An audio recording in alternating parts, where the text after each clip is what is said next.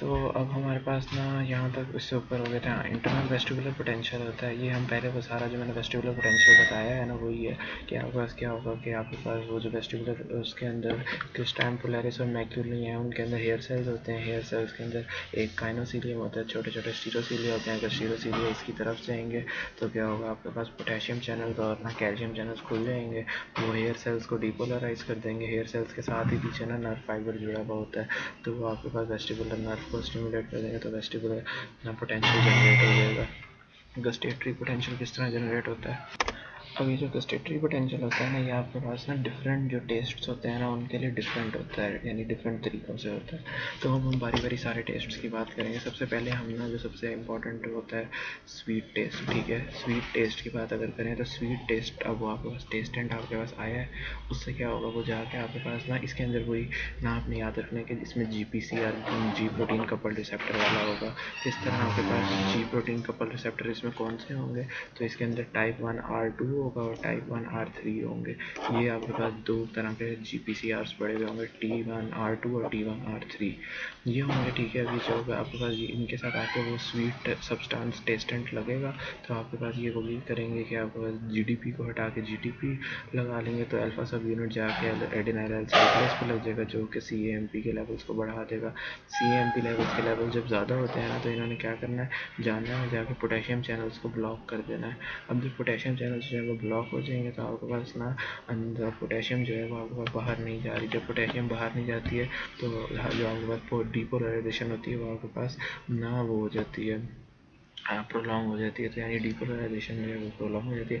तो आपके पास उसमें क्या हो जाएगा, generation of the receptor potential आपके पास हो जाएगा, क्योंकि आपको वो जो ना रेस्टिंग मोमेंट पोटेंशियल है वो उसी के थ्रेशोल्ड के करीब करीब ही होगा, ठीक है। तो इस तरह करके स्वीट टेस्ट से बन गई है। नेक्स्ट अगर हम देखें तो आपका नेक्स्ट टेस्ट जो होता है वो आपके पास सोर टेस्ट हो जाता है, ठीक है। अब सोर टेस्ट जो है ना इसके अंदर वो कहते हैं सोर टेस्ट जो होता है इसमें एच पॉजिटिव आइंस काफ़ी ज़्यादा होते हैं, ठीक है। तो एच पॉजिटिव आइंस जब ज़्यादा होंगे ना तो वो जाके आपके पास ना जो एसिड सेंसिटिव पोटेशियम चैनल्स होते हैं ना उनको जाके ब्लॉक कर देते हैं। जब acid sensitive potassium channels block होंगे ना, in acid sensitive potassium channels को हम ना K1PR RP2 कहते हैं, ठीक है। इसका नाम पता नहीं याद रहते हैं नहीं, मुझे तो आज तक नहीं याद रखा है।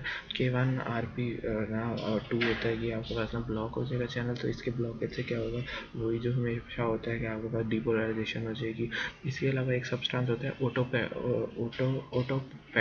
ओटोपैट्रिन, ये भी आपके पास ना इसके अंदर सोर टेस्ट के अंदर होता है, जो कि जाके ब्लॉक कर देते तो डिपोलराइजेशन हो जाती है। हमने स्वीट टेस्ट भी कर लिया, सोर टेस्ट भी कर लिया। सॉल्टी टेस्ट की बात करें ना तो सॉल्टी टेस्ट एंड आके लगेगा। इसके अंदर क्या होता है कि जैसे ही आता है ना ये आके ना जो सोडियम चैनल्स जो कि बिल्कुल लगे हुए होते हैं ना साइड पे एपिथेलियम के ऊपर ही, तो वो उनको आप ENaC कह देते हो, एपिथेलियम सोडियम चैनल्स, ठीक है। तो आपके पास में ये एपिथेलियम सोडियम चैनल खुल जाते हैं। जब एपिथेलियम सोडियम चैनल्स खुल जाएंगे, सोडियम अंदर ज़्यादा से ज़्यादा आएगा, तो क्या हो जाएगा, डिपोलराइजेशन हो जाएगी। तो उससे आपके पास गस्टेटिव पोटेंशियल इसका हो जाएगा। इसके अलावा आपके पास बिटर टेस्ट जो है, तो इस बिटर टेस्ट के अंदर ये भी आपके पास GPCR के थ्रू होता है, ठीक है। तो अभी तक हमने स्वीट पढ़ा है वो भी GPCR के थ्रू होता है, लेकिन उसमें क्या कहते हैं रिसेप्टर होता है ना R1 और R2, ठीक है। T1R1 T1R2। और उसके बाद अगला जो हमने पढ़ा था वो हमने पढ़ा था सोर वाला। उसके अंदर हमने देखा है कि जो एसिड सेंसिटिव पोटेशियम चैनल है वो ब्लॉक हो जाते हैं। तीसरा हमने देखा है सॉल्ट वाला हमने देखा था, उसके अंदर क्या होता है, सॉल्ट ऑब्वियसली सोडियम ज़्यादा है तो सोडियम चैनल्स खोल देंगे, सोडियम अंदर ज़्यादा डिपोलराइजेशन हो जाएगी। इसके अलावा उमाना वो बिटर है, इसमें भी GPCR है, इसमें टाइप 2R होंगे, ठीक है। इसमें टाइप 2R रिसेप्टर्स होंगे। इनसे जब वो होगा साथ इसके साथ जुड़ा हुआ होगा ना जो प्रोटीन, वो होगा जी गस्ट्यूडिन प्रोटीन, उसे हम कहते हैं, ठीक है। अब ये जो गस्ट्यूसिन प्रोटीन होता है ना, ये बिल्कुल उससे जी प्रोटीन ही होता है। ये भी वही करेगा, GDP को हटा के GTP करेगा, साथ वही CAMP के लेवल ज़्यादा कर देगा।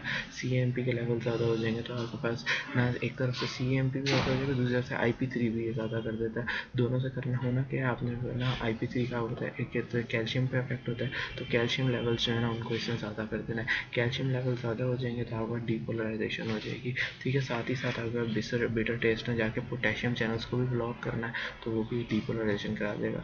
तो आखिरी आया था उमामी टेस्ट, ठीक है। ये उमामी टेस्ट जो है ये स्वीट यानी जो ना एक फूड को डिलीशियस बनाता है ना, उस टेस्ट को हम कहते हैं उमामी टेस्ट। इसके लिए के जो रिसेप्टर्स होते हैं ना वो भी GPCR होते हैं, लेकिन टाइप 1 R3 रिसेप्टर्स होते हैं, ठीक है। अब ये टाइप 1 R3 रिसेप्टर भी वही करेंगे, CMP लेवल्स को बढ़ाएंगे और जाके वहाँ के बाद पोटेशियम चैनल्स को ब्लॉक कर देगा। पोटेशियम चैनल्स ब्लॉक हो जाएंगे तो रेस्टिंग मूवमेंट बढ़ चाहिए। तो ये पूरा क्या था, गस्टेटरी पोटेंशियल था। अच्छा, ये जो आगे निस्टैगमस में बता चुका हूँ कि आपके पास ना tremor of the eye ball को हम कहते हैं, निस्टैगमस स्ट्रैबिस्मस भी बता चुका हूँ, स्क्विंट को डिटेल में बता चुका हूँ। अगर आ जाता है कि आपके पास एस्टिग्मेटिज्म की, ये एस्टिग्मेटिज्म क्या होता है, तो आपके पास ना कि वो कंडीशन होती है जिसके अंदर ना आपके पास जो लाइट रेज होती है ना वो आपके पास रेटिना के ऊपर ना बिल्कुल एग्जैक्ट ना फोकस पॉइंट जो होता है ना उस तक नहीं पहुंच पा रही है किसी तरह। कोई भी वजह हो सकती है, जैसे आपका जो कॉर्निया है वो इरेगुलर हो गया है, या फिर आपको कोई ना कहीं पे भी अंदर रेटिना तक पहुंचने में कहीं पे भी कोई डैमेज आ गया ना, तो रेटिना के ऊपर ना एक शार्प पॉइंट के ऊपर आपके पास उसको लाइट रेज जो है नहीं पहुंच पा रही, इसको एस्टिग्मेटिज्म, और ये तमाम आइज के अंदर होता है तकरीबन, ठीक हो गया। इसके अंदर अगर हम देखें तो इसकी दो टाइप्स होती हैं एस्टिग्मेटिज्म की, रेगुलर इरेगुलर।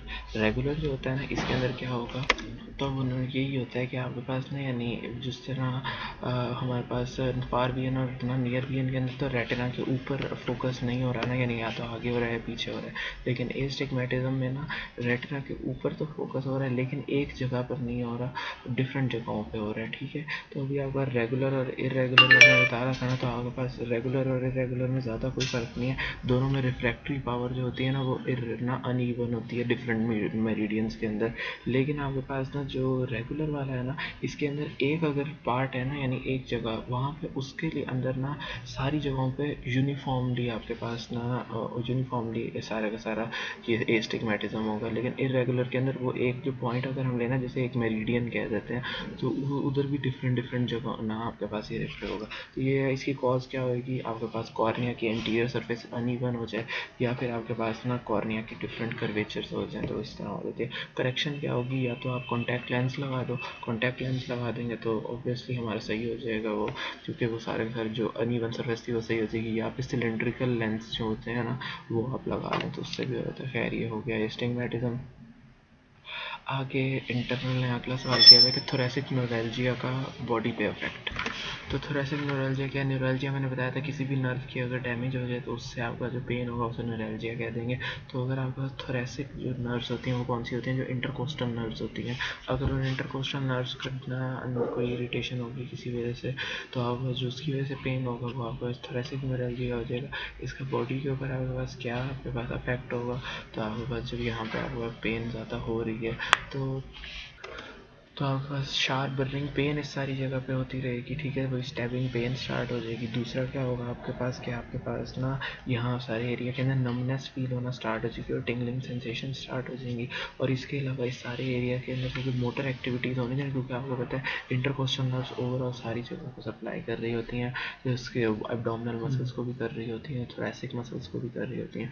तो इन सारे मसल्स की भी आपके पास मोटर एक्टिविटी ख़त्म हो जाएगी, तो ये इसका बॉडी के ऊपर इफेक्ट होगा। तो जब एब्डोमिनल मसल्स जो है इनकी आपके पास कॉन्ट्रैक्टिल जब वो टोन खत्म हो जाएगी यानी कॉन्ट्रैक्ट नहीं होंगे, तो आपके पास डिफरेंट इफेक्ट्स हो जाएंगे। आपका मिक्चुरेशन में मसला हो जाएगा, डेफिकेशन में मसला हो जाएगा, वॉमिटिंग रिफ्लेक्स में मसला, क्योंकि सबके अंदर एब्डोमिन में दबना था तो आपके पास प्रेशर क्रिएट होना था, तो ये सब इफेक्ट्स हो सकते हैं। आगे रूब्रोस्पाइनल ट्रैक्ट का सर्किट पूरा कर डिटेल में। तो रूब्रोस्पाइनल का आपको पता है, रूब्रोस्पाइनल ने आपके पास ना मेनली फ्लेक्सर्स को सप्लाई करना होता है, ठीक है। तो अब ये फ्लेक्सर्स को सप्लाई करना, फ्लेक्सर्स हमारी बॉडी के यानी जिस तरह ये बाइसेप्स है ये फ्लेक्सर है, पीठ नीचे भी फ्लेक्सर्स जो हैं वो वही हैं जो कि आपका फ्लेक्स यानी कर रहे हैं, आपको बॉडी की तरफ मसल्स को ला रहे हैं।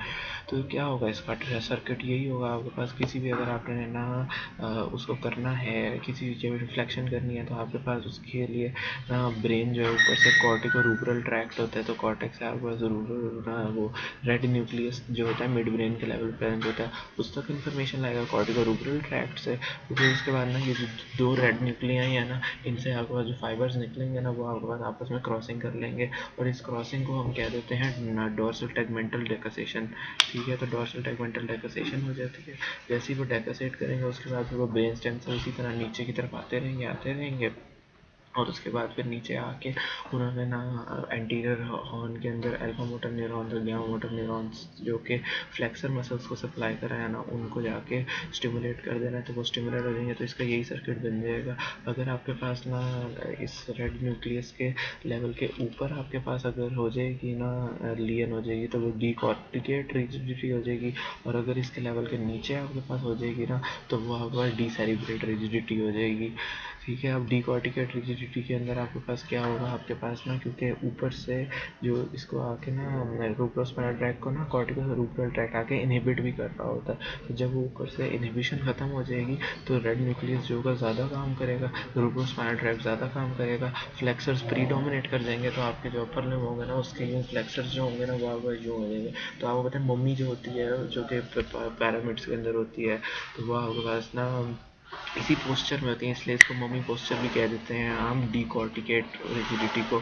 दूसरा जो है आपके पास डीसेरिब्रेट, तो उसमें अगर हमने रेड न्यूक्लियस से निकलने वाले फाइबर्स उड़ा दिए हैं तो आपके पास ना फ्लेक्सर्स जो है वो ख़त्म हो गए, तो अब आपके पास एक्सटेंसर्स, तो आपकी बॉडी हाइपर एक्सटेंडेड पोजीशन में चली जाएगी, जिसे आप कह दो कि डीसेरिब्रेट रिजिडिटी, तो आपको बिल्कुल एक्सटेंडेड पोजीशन हो जाएगी। ये चीज़ हो गई। अच्छा, नेक्स्ट अगर हम देखें ना, तो आपके पास ये एक्सटर्नल वाले तो नहीं, क्योंकि एक्सटर्नल हर साल चेंज होते हैं। आगे आता है फिजियोलॉजी बिहाइंड इंटरडाइजेस्टिव मायोइलेक्ट्रिक कॉम्प्लेक्सेस। तो हमारे पास ना इंटर डाइजेस्टिव मायो इलेक्ट्रिक कॉम्प्लेक्सेस जो होते हैं ना, इसको कोई माइग्रेटरी मोटर कॉम्प्लेक्स कह देते हैं। ठीक है, ये आपके पास ना कब काम करता है, आपके पास ना जब यानी आपने खाना खा लिया, खाने के बाद 2-3 घंटे गुजर गए हैं, ठीक है, आपकी डाइजेशन भी हो गई है, थोड़ा थोड़ा खाना लेकिन ना पूरे ट्रैक्ट में रह गया है।